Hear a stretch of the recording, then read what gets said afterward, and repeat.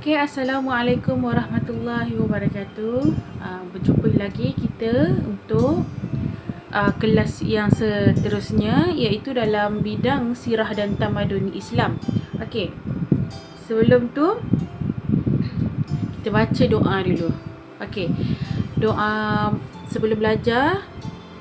Allahumma ftah alaina hikmataka wanshur alaina min khazaini rahmatika ya arhamar rahimin. Rabbi zidni ilman warzuqni fahman waj'alni minas solihin. Ya Allah, tambahkanlah aku ilmu dan berikanlah aku kurnia agar dapat memahami, dan jadikanlah aku masuk ke dalam golongan-golongan orang yang soleh. Amin. Okey, kita teruskan pada pembelajaran kita pada hari ini. Okey, sebelum tu saya nak tanya dulu, apa perasaan kamu pada hari ini? Apa yang kamu rasa?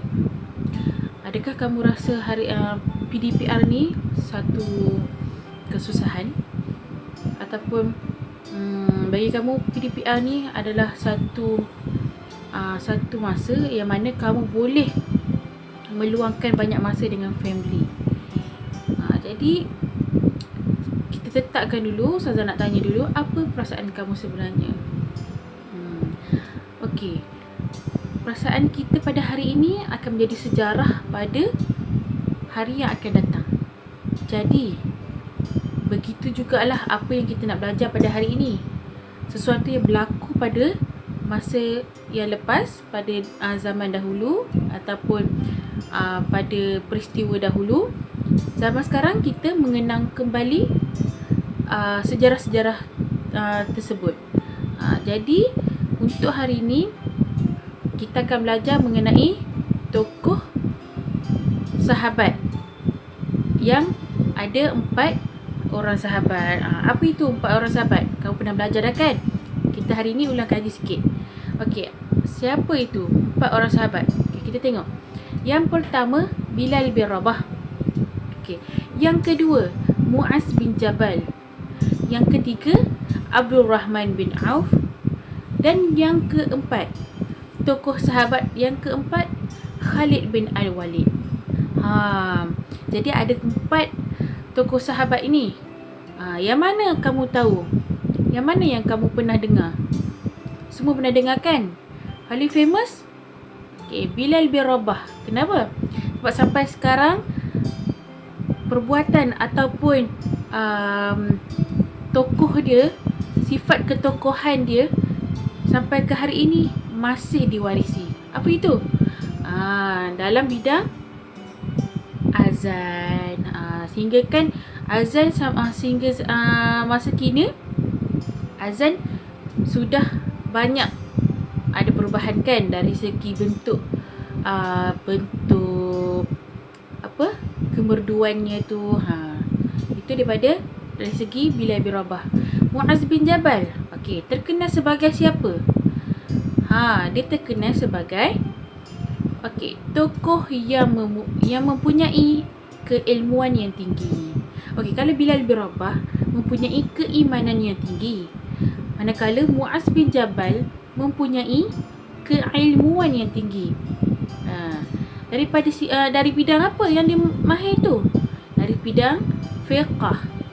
Okey, bidang fiqh, halal haram, dalam menetapkan hukum hakam. Okey, Muaz bin Jabal ni adalah salah seorang tokoh sahabat yang mahir dalam bidang fiqh, dalam hukum halal haram. Okey, kita pergi pula kepada Abdul Rahman bin Auf. Okey, siapa Abdul Rahman bin Auf? Okey, kena ingat ni, kalau Bilal bin Rabah tinggi keimanan dia. Kalau Muaz bin Jabal, tinggi keilmuan dia. Kalau Abdul Rahman bin Auf, tinggi budi dia. Tinggi orang yang mempunyai banyak harta. Dan seorang dermawan. Seorang dermawan ni kita boleh tengok lah kisah-kisah dia. Siapa yang nak tengok kisah-kisah sahabat ataupun Nabi, boleh beli buku. Macam Ustazah selalu baca buku Abdul Latif Talib. Okey, kisah sahabat dalam tu memang sangat best. Kamu boleh tengok cerita tu, kamu boleh mendalami kisah-kisah sahabat daripada situ. Itu salah satu kamu belajarlah mengenai sejarah dan peristiwa Islam terdahulu. Okey, kita masuk pula Khalid bin Al-Walid. Siapa pula Khalid bin Al-Walid ni? Okey, Khalid bin Al-Walid ini adalah salah seorang tokoh sahabat yang mempunyai sifat keberanian yang tinggi. Bilal bin Rabah, keimanan yang tinggi. Muaz bin Jabal, keilmuan yang tinggi. Abdul Rahman bin Auf mempunyai harta yang banyak. Khalid bin Al-Walid mempunyai keberanian yang tinggi. Kenapa? Peristiwa di mana Khalid Al-Walid ni menjadi ketua dalam menyusun strategi orang Islam. Pada waktu ketika itu ramai daripada para sahabat yang mati syahid. Jadi Khalid Al-Walid adalah antara sahabat yang menjadi ketua, orang panggil apa, secara bidang terjun lah, menjadi ketua untuk menyusun strategi pada waktu itu untuk mengalahkan pihak musuh. Menang ke tak menang? Jadi sebabkan strateginya yang baiklah, Khalid bin Al-Walid, pasukan yang dipimpin oleh Khalid bin Al-Walid menang dalam peristiwa tersebut, dalam perang tersebut. Sehingga kan beliau diberi gelaran oleh Nabi sebagai Saifullah, iaitu perang Allah. Tak apa, nanti kita akan bincang semakin dengan dalam. Kita pergi ke Bilal bin Rabah. Riwayat hidup dia, kita tahu dah nama dia Bilal bin Rabah. Kunyah ni adalah gelaran orang sekeliling dia. Orang sekeliling ni panggil sebagai apa? Abu Abdullah. Dia adalah bapa kepada Abdullah. Abdullah itu adalah anaknya. Nama ibu dia, nama ibu beliau adalah Hamamah. Ingat Hamamah. Tempat asal dia pula Habsyah. Hamamah ibu dia, Habsyah tempat asal dia. Beliau wafat pada tahun bila? 20 Hijrah. Selepas hijrah Rasulullah. Wafat di mana? Di Damsyik pada umur 63 tahun. Dan beliau wafat pada ketika itu Umar Al-Khattab menjadi khalifah. Ingat, Bilal bin Rabah meninggal ketika Umar Al-Khattab menjadi khalifah. Kita teruskan pula bukti keimanan dia. Bilal bin Rabah terkenal antara 7 orang yang terawal menzahirkan keislaman dia. Kan ada peristiwa yang mana Nabi menyebarkan Islam secara sembunyi-sembunyi, iaitu antara para akrobat, iaitu ahli keluarga. Akrobat ahli keluarga. Kemudian secara zahir, antara 7 orang yang menzahirkan keislamannya itu adalah Bilal bin Rabah. Tersasul. Beliau antara orang yang masuk Islam terawal dari kalangan hamba. Seterusnya, tetap beriman walaupun diseksa oleh tuannya Umayyah bin Khalaf. Peristiwa ni semua orang tahu kot. Kalau siapa yang tak tahu tu, pergilah tengok kat dalam YouTube Ustazah yang Ustazah bagi video tu. Seterusnya, banyak menyertai peperangan seperti perang Badar dan Uhud. Beliau pun juga banyak menyertai perang lah. Macam biasalah, para sahabat ni memang perang tu paling dia orang suka, sebab mereka nak mati syahid. Seterusnya, dibeli dan dibebaskan oleh Abu Bakar As-Siddiq. Seperti kita tahulah, lepas beliau diseksa oleh tuan dia Umayyah bin Khalaf, Abu Bakar As-Siddiq ternampak beliau sedang diseksa. Jadi Abu Bakar As-Siddiq membayarnya untuk dibebaskan, membayar kepada tuannya. Jadi tuan dia kata apa? Tuan dia kata, Umayyah bin Khalaf kata, walaupun aku menjual engkau dengan harga RM1, ni perumpamaan, dengan harga RM1, aku tetap akan jual dia. Aku akan tetap jual Bilal. Tapi apa Abu Bakar As-Siddiq balas? Abu Bakar As-Siddiq balas. Dia kata, kalau kau jual pula dengan kepada aku RM1,000 juga, aku tetap akan beli dia. Aku tetap akan beli Bilal bin Rabah. Begitu baiknya Abu Bakar Siddiq dalam membantu saudara Islamnya, iaitu Bilal bin Rabah. Okey, seterusnya dilantik menjadi muazzin yang pertama dalam Islam. Siapa yang lantik beliau ni? Siapa lagi kalau bukan Rasulullah. Okey, ikhtibar daripada keimanan Bilal. Okey, kita tahulah daripada pengajaran daripada Bilal ni, kita boleh tahu kita kena jagalah akidah kita supaya tidak mudah terpeso dengan ajaran yang supaya tidak terpeso daripada landasan ajaran yang sebenar, iaitu Islam. Okey, kita kena jaga, kita kena pertahankan akidah kita. Kalau ada anasi-anasi luar yang cuba nak masuk dan menyerang kita, okey, kita itu adalah salah satu tanggungjawab kita untuk mempertahankannya. Yang kedua, kita jauhkan diri daripada fahaman yang sesat. Fahaman-fahaman liberal, fahaman skeptism, lepas tu dan fahaman yang menyeleweng dan melampau. Sebab itulah pentingnya menuntut ilmu. Seterusnya kita hendaklah memainkan peranan aktif dalam aktiviti keagamaan agar Islam yang sebenar dapat ditingkatkan. Okey. Seterusnya kita teruskan kepada Muaz bin Jabal. Okey, Muaz bin Jabal, seorang tokoh yang mempunyai ilmu yang tinggi. Okey, kita tengok riwayat hidup beliau. Muaz bin Jabal nama sebenarnya dan kunyah adalah Abu Abdurrahman. Okey, nama ibu beliau adalah Hindun binti Sahlun dan keturunan daripada Bani Salmah daripada golongan Ansar. Mesti pernah dengar kan golongan Ansar. Okey. Wafat pada tahun 18 Hijrah, iaitu di Syam. Di mana? Di Syam. Okey, di Syam pada umur 33 tahun. Ni antara tokoh 4 orang sahabat ni, beliau adalah paling muda wafat. Okey.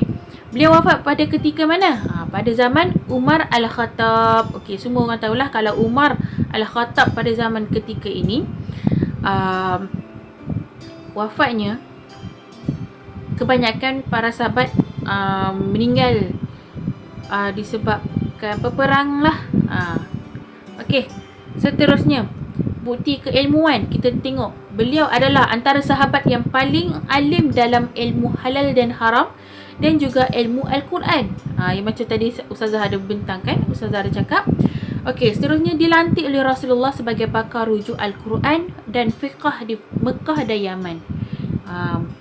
Kan dulu zaman dahulu para sahabat ini akan dihantar untuk menjalankan aktiviti penyebaran agama Islam. Jadi inilah salah satu fungsi ataupun salah satu peranan Muaz bin Jabal. Okey, seterusnya beliau merupakan salah seorang sahabat yang mengumpulkan Al-Quran pada zaman Rasulullah. Seperti mana yang kita tahu, bagi maklumat kamu lah, ya, untuk mengumpul Al-Quran ini dan menulis Al-Quran ini bukan sebarang orang sahaja yang boleh ditulis, boleh menulis. Pada zaman dahulu, Rasulullah hanya memilih siapa-siapa yang boleh dipercayai untuk mengumpul dan menulis Al-Quran. Jadi apa peranan Muaz? Inilah mengumpulkan Al-Quran pada zaman Rasulullah. Bagus tanggungjawab beliau. Okey, seterusnya Abu Bakar dan Umar radhiyallahu anhu melantiknya sebagai penasihat dalam urusan hukum hakam agama. Jadi kalau dekat Malaysia ni sebagai mufti agama lah. Beliau mahir dalam ilmu halal haram. Jadi urusan hukum hakam agama ini adalah peranan beliau juga.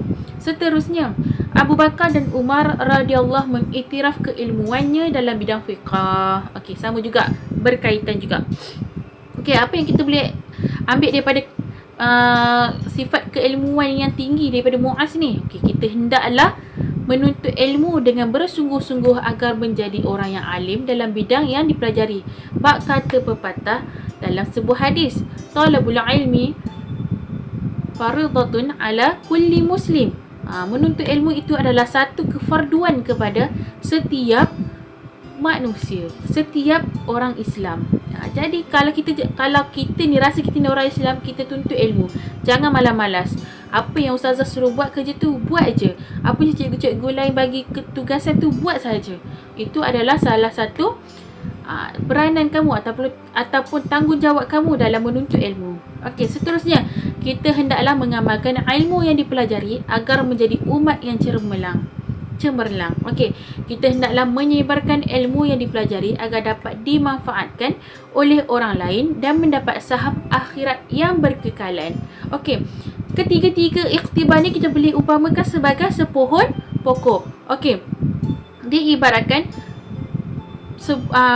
ilmu itu ibaratkan sepohon pokok. Jika kita tak amalkan, dia ibaratkan pokok yang berbuah tapi tidak pokok yang tinggi tapi tidak berbuah. Dia tidak memberi manfaat kepada orang lain. Walaupun dia hidup tapi dia tidak memberi manfaat kepada orang lain. Begitulah juga ilmu. Kita perlu adanya ilmu. Bukan sahaja adanya ilmu, tapi kita perlu mengamalkannya. Dan bukan sahaja mengamalkannya, tapi kita menyebarkannya juga. Kita bantu kawan-kawan yang tak tahu. Kita sebarkan kepada orang sekeliling, mengenai apa yang kita dah belajar. Okey, kita teruskan lagi. Okey, tokoh yang seterusnya, Abdul Rahman bin Auf. Okey, Abdul Rahman bin Auf. Kita tengok seorang sahabat yang mempunyai harta yang banyak ataupun hartawan dan dermawan. Okey, nama beliau adalah Abdul Rahman bin Auf. Okey, beliau dikunyahkan sebagai Abu Muhammad. Okey, macam yang kita tahu Abu Muhammad ni beliau merupakan ayah kepada Muhammad, bukan Rasulullah. Muhammad anak beliau. Okey. Nama ibu beliau adalah Ashifa binti Auf bin Abdul bin Haris. Okey, nama ibu beliau panjang sikit lah. Kita kena ingat keturunan beliau. Beliau daripada keturunan Bani Zurah. Okey, kalau Bilal bin Rabah tadi sebab dia daripada golongan hamba, jadi dia tak ada keturunan lah. Tak ada keturunan yang tidak dikenali. Okey, golongan Muhajirin, daripada golongan Muhajirin. Okey, beliau wafat pada tahun 32 Hijrah, iaitu di Al-Baqi' pada tahun 72 pada umur 72 tahun. Okey. Zaman wafat beliau wafat ketika mana Uthman bin Affan menjadi khalifah. Okey, maknanya khalifah yang ketiga beliau wafat. Okey, seterusnya bukti ketokohan beliau. Apa yang kita boleh lihat? Yang pertama, kita boleh tengok berusaha dengan kemahiran dan modal yang ada tanpa mengambil kesempatan daripada ihsan orang lain. Keuntungan yang diperolehi dikongsi dengan orang lain. Itulah sifat Muaz bin Jabal. Ada keuntungan, dia kongsi. Ada modal, dia bagi. Seterusnya, hartawan yang bersikap zuhud dan tawadu. Okey, kita boleh tahulah. Nanti kamu boleh tengok link yang ustazah ada bagi dalam grup. Kamu boleh tengok video tu. Kamu tengok apa yang diceritakan mengenai Abdul Rahman Al-Auf. Okey. Okey, ikhtibar daripada Abdul Rahman Auf. Okey, kita hendaklah yang pertama berniaga dengan jujur dan amanah agar rezeki yang diberkati Allah Subhanahu Wa Taala. Seterusnya, mengeluarkan zakat, sedekah, infak dan wakaf untuk merangsang perkembangan ekonomi Islam. Ini lebih kepada orang yang menjalankan perniagaan lah. Menjalankan perniagaan lah. Jadi benda-benda ni orang yang menjalankan perniagaan patut mencontohi sifat ketokohan Abdul Rahman ni dalam bidang ekonomi. Macam mana beliau menguruskan duit beliau dalam menyumbang kepada ekonomi Islam. Okey, seterusnya berusaha menjadi pemilik perniagaan dan pengeluar produk kerana usaha ini ialah jihad ekonomi. Kita boleh tengoklah kesungguhan beliau dalam ekonomi. Allah. Okey, itulah. Okey, kita teruskan pula Khalid bin Al-Walid. Okey, sang tokoh yang berani. Okey, Khalid bin Al-Walid. Nama beliau Khalid bin Al-Walid dikunyahkan sebagai Abu Sulaim. Okey, ni kunyah dia. Manakala laqab dia, orang panggil gelaran yang diberi oleh Rasulullah pula apa dia? Saifullah. Okey, Abu Sulaiman kunyah dia. Saifullah dia punya laqab ataupun gelaran dia. Ataupun gelaran lah daripada Rasulullah. Okey, nama ibu beliau Lubayah As-Sukhra binti Al-Haris bin Harb. Okey, berketurunan daripada Bani Makhzum. Beliau wafat pada tahun 21 Hijrah, iaitu di Hams, iaitu pada usianya berumur 60 tahun. Okey, beliau juga wafat pada tahun dan pada zaman yang sama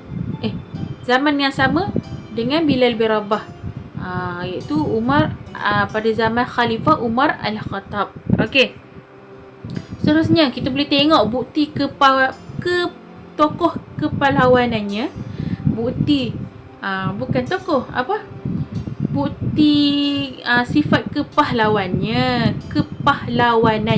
Okey, yang pertama, banyak menyertai peperangan pada zaman Rasulullah sallallahu alaihi wasallam, seperti dalam perang Mu'tah, perang Fathul Mekah dan perang Hunain. Okey, dalam perang Mu'tah kita boleh tengok sifat kepahlawanan Khalid bin Al-Walid ni, yang mana bila mana semua panglima syahid, beliau menjadi pemimpin tentera Islam selepas itu. Jadi beliau mendatangkan satu strategi yang membawa beliau beliau dan pasukan Islam kepada kemenangan, dan sejak itulah beliau digelar sebagai Saifullah oleh Rasulullah. Okey, Abu Bakar melantiknya sebagai panglima. Okey, menentang nabi-nabi palsu seperti Musailamah Al-Kazab. Musailamah Al-Kazab ni adalah antara nabi-nabi palsu lah yang terkenal pada zaman dulu. Iaitu ketika mana perang Yamamah. Okey, seterusnya menentang tentera Parsi ketika perang Zat Al-Salasil. Okey, seterusnya menentang tentera Rom, iaitu dalam perang Yarmouk. Tengok berapa banyak. Kita boleh tengok kepahlawanannya bila dia perform dalam perang pelbagai perang. Banyak perang yang beliau sertai, dan sifat kepimpinan beliau. Okey, seterusnya kita boleh tengok ikhtibar daripada kepahlawanan Khalid Al-Walid. Kita hendaklah bersedia berkorban mempertahankan agama Islam. Kita perlulah mempunyai sifat yang ingin mempertahankan agama Islam bila dicaci, bila dihina, bila dikoyaknya kitab Al-Quran. Apa yang perlu kita buat? Okey, sifat inilah kita perlu ada, dengan cara mempertahankan agama Islam, tapi dengan cara yang baiklah. Yang kedua, menyusun strategi dengan baik. Selalunya strategi yang baik ni kebanyakannya orang Islam, tentera Islam menggunakannya. Seperti mana yang kita tengoklah strategi yang digunakan oleh penduduk Palestin. Kita boleh tengok macam mana mereka menyusun strategi. Kebanyakannya strategi peperangan diambil daripada kepahlawanan ataupun sifat daripada strategi yang dikendali oleh Khalid Al-Walid. Okey, seterusnya berjuang bersungguh-sungguh untuk menegakkan ajaran Islam yang sebenar. Okey, itu saja. Okey, untuk tugasan Ustazah Ustazah nak kamu membina satu peta minda yang berbentuk fishbone. Okey, sama ada dari segi bertulis atau edit dengan menggunakan aplikasi. Kamu nak tulis pun boleh, kamu nak edit menggunakan Canva yang Ustazah ajar tu pun boleh. Okey, seterusnya, lepas kamu dah buat tu, Ustazah minta untuk kamu lekat dalam buku nota pendidikan Islam. Nanti Ustazah akan cek. Nanti dah siap, boleh snap gambar bagi dekat Ustazah. Okey, untuk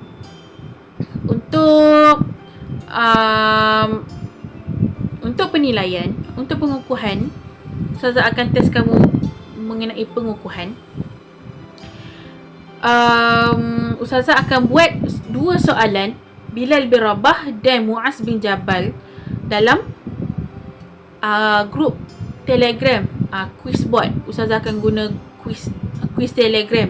Jadi kamu akan jawab, dah 5 minit Ustazah akan bagi untuk kamu jawab soalan tu. Soalan tu dia akan jadi automatik untuk kamu jawab. Jadi bila kamu dah jawab, dia ada masa dia akan automatik bergerak sendiri. Jadi Ustazah harap kamu bersedia untuk jawab soalan daripada Telegram tu. Seterusnya, Muaz bin Jabal dan Bilal bin Rabah. Ada dua tokoh ni Ustazah akan buat quiz kat dalam Telegram. Okey, yang Abdul Rahman bin Auf, Ustazah akan buat live secara quizzes secara live. Okey, nanti Ustazah akan buat. Lepas ni Ustazah akan buat. Dan seterusnya, yang keempat, Khalid bin Al-Walid, Ustazah jadikan itu sebagai tugasan kamu untuk buat di rumah. Lepas kelas kamu boleh buat yang tu. Dalam kelas ni Ustazah nak Bilal bin Rabah, Muaz bin Jabal dan Abdul Rahman bin Auf, untuk Ustazah uji kamu lah. Macam mana kamu faham ke tidak mengenai tajuk sekarang ni. Okey, Khalid bin Al-Walid sahaja yang Ustazah akan tanya. Ustazah akan bagi tugasan untuk kamu buat nanti. Nanti dah siap, kamu snap bagi kat Ustazah. Okey, jom kita buat soalan mengenai soalan Bilal bin Rabah, Muaz bin Jabal dan Abdul Rahman bin Auf. Okey. Sekian, terima kasih. Boleh masuk dalam grup Telegram masing-masing ya untuk jawab soalan.